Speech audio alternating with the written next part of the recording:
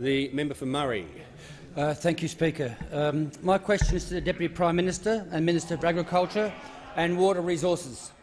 Will the Minister update the House the contributions of Australian dairy sector to the Australian economy? What are the obstacles to the viability of this industry, and the jobs that it creates for the hard-working Australians?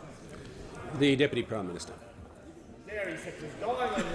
Thank you very much. Thank you very much, Mr. Speaker. I thank the honourable member for his question. Note that dairy farming in Shepparton accounts for 22% of Victoria's dairy production and is home to 1,040 of Victoria's 4,711 dairy farms.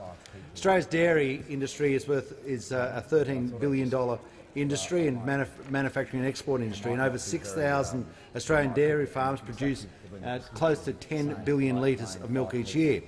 It's good to note that after the dairy crisis and working with the industry, that prices are now starting to rise again, and Fonterra's price is over $5 a kilo for milk solids, and it's also noted that the price for Murray Goulburn is raised to $4.95. So we had a substantial increase in the dairy price. It's also interesting to note when the price under Labor was vastly lower than what it was when we called it a crisis, that the Australian Labor Party did absolutely nothing, absolutely nothing, absolutely nothing.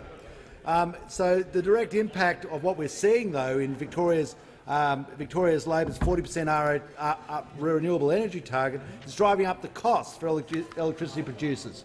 Electricity is such a vital component of the production in dairying. We have seen it with their dairy sheds, in their refrigeration. Every section has had to deal with it.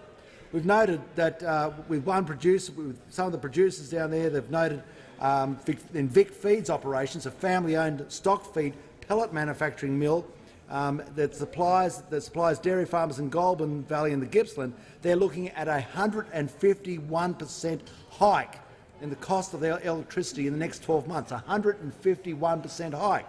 And of course, you cannot just keep putting those costs onto business. If you put those costs onto business, the businesses will go out of business.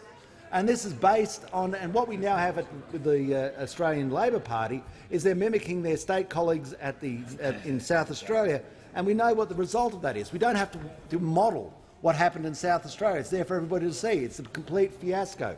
It's creating immense pressures on business. It's driving people out of work. It's driving manufacturing out of the state. And now we have the Australian Labor Party, who seem to not really care about labourers anymore. Because what this will mean, unless they want to change their policy, is they're going to stand behind a policy that they will do to the Australian Commonwealth what the Australian Labor Party has done in South Australia.